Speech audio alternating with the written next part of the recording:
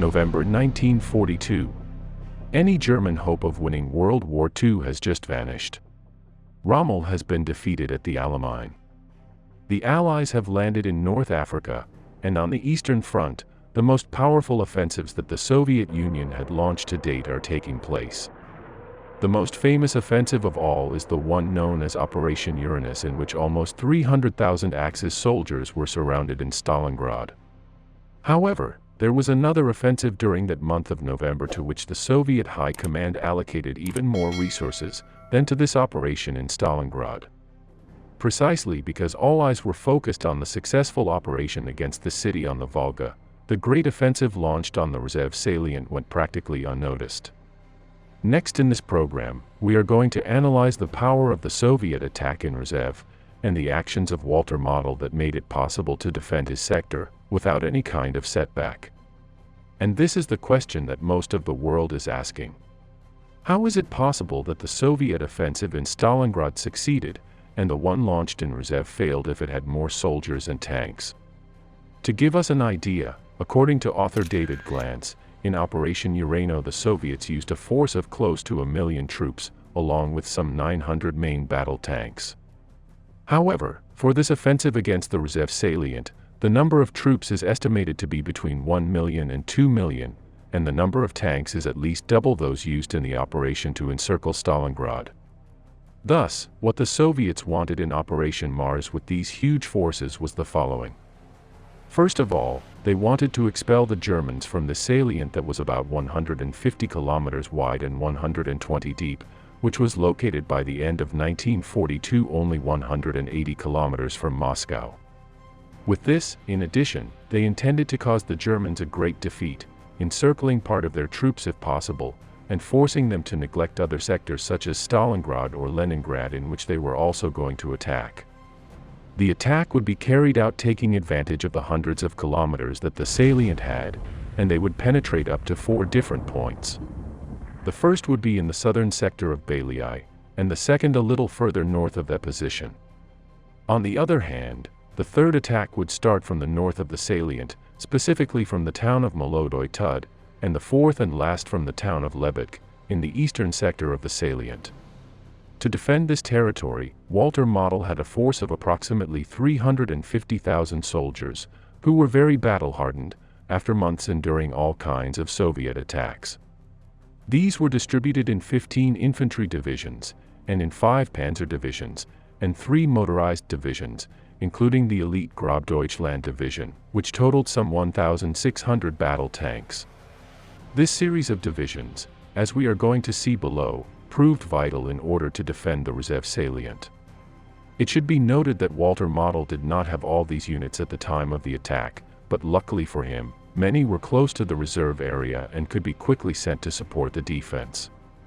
In any case, Walter Model's units were perfectly distributed to defend against a Soviet offensive, since the Red Army had already launched numerous attacks during the previous months, although none as powerful as the one they prepared in this operation. Thus, ignoring the position of the different infantry divisions that were defending the front line in an orderly manner, the German general had his panzer divisions in the rear, more or less in the center of said salient, ready to move towards a sector or another. As we see on the map, the 1st Panzer Division, the 9th, the 14th and the Grobdeutschland were ready at the time of the Soviet attack. This offensive began on November 25, just 6 days after the start of Operation Uranus in Stalingrad. So, at this time, the German 6th Army was already surrounded. The attack started from the 4 points that we have previously indicated simultaneously, and none had the expected success. And it is that despite the large artillery and aviation attacks that had been scheduled to wear down the German lines, these could not be carried out correctly due to bad weather and fog. Even so, the Soviets were able to obtain a penetration of about 20 kilometers in all but the northern attack points. Over the next day, the Germans mobilized all of their panzer divisions that were spread across the salient, and sent them to these Soviet breakout points. The 1st Panzer Division and the Grobdeutschland Division were sent to the most critical spot in the Soviet breakout, just south of the town of Belyi. The 14th Division was sent to the north, and the 9th and 5th to the eastern sector. Despite this first reinforcement of the front line, the Soviets continued to advance on the 26th and 27th, gaining their greatest penetration in the pincers south and north of Belyaev. However, the 19th and 20th Panzer Divisions were already on their way and were able to reach the area by the night of the 27th, being quickly sent to the south pincer of Belyaev.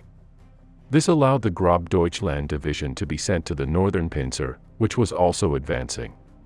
In total, for the morning of November 28th, the Soviet advance in each of these two pincers can be estimated at about 40 kilometers.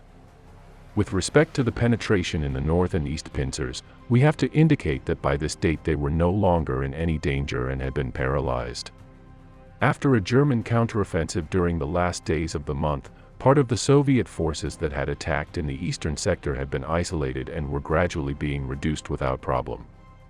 On the other hand, and with respect to the two pincers around Belyaev, during the last 2 days of the month there were local fighting without any further progress. It was specifically on December 1st when the Germans began their counteroffensives in the area, and immediately began to gain territory. And it is that, paradoxical as it may seem, now it was the Soviet attacking forces and not the Germans, who suffered the risk of being surrounded.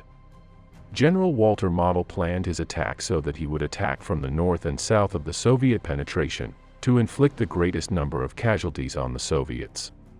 This attack took place during the first week of December and managed to push the Soviets back, who had no choice but to withdraw. Finally, by December 9th, another large contingent of Red Army troops were cut off south of Belyaev, and the fighting of the following days was a Soviet attempt to reconnect with their line. Finally, after fighting attempts, some Soviet units managed to break the German encirclement and reached their starting positions. Thus, after about 20 days of intense combat, the Soviets had won just a few kilometers north of Belyaev, in exchange for suffering the loss of 1,600 tanks and some 330,000 troops. The Germans, for their part, were also worn out, suffering some 40,000 casualties, having completely disrupted Zhukov's attack. The direct consequence that David Glantz highlights in his book Clash of the Titans is that this operation wore down many German panzer divisions, and fixed them in this sector, which made it impossible for them to participate in the military actions that were taking place in Stalingrad. After having seen the evolution of the combats that took place in Operation Mars, let's resolve the question we asked ourselves at the beginning of the program. Why did the Soviets win at Stalingrad but not at Rzhev? The answer to this is as follows. Walter Model's 9th Army was deployed around the Rzhev salient in a fully defensive fashion, and he had numerous panzer divisions to draw on, to send them to the Soviet breakout points. That is why it was able to contain a larger offensive than the one launched in Stalingrad. The two Romanian armies did not have the necessary strength to contain the Soviets, nor did the Germans have panzer divisions powerful enough to block the penetration made by the Red Army. As you know, they only had the 48th Panzer Corps, which was made up of the weak and poorly equipped Romanian 1st Armored Division, and the German 22nd Panzer Division. This unit could do nothing to contain the Soviet onslaught in Stalingrad, nor could it have done so if it were in the Rzhev salient. On the other hand, the German 6th Army was fixed in Stalingrad, and was not able to send mobile units to the penetration points with sufficient capacity to avoid the encirclement. Thus, we see how the key to the success of one operation or another was not the forcefulness of the Soviet attack, but the response that the Germans had prepared in each sector. In any case, what I have just said about the success of Uranus and the failure of Operation Mars are my personal conclusions, to which of course I invite you to add yours. Finally, this Rzhev salient had to be abandoned by Germany, given the need to reduce the front line in order to send troops to Kharkov during March 1943, in what is known as Operation Buffalo. If you want to see other battles by Walter Model, I leave you in the description the one we recently uploaded about the counteroffensive that he was able to launch in Warsaw already in August 1944. And well, here is this program. Thank you all for being part of this community, and especially the sponsors who make this possible. Subscribe and share this program if you liked it, and we'll see each other here as always, next Thursday and Sunday. See you soon.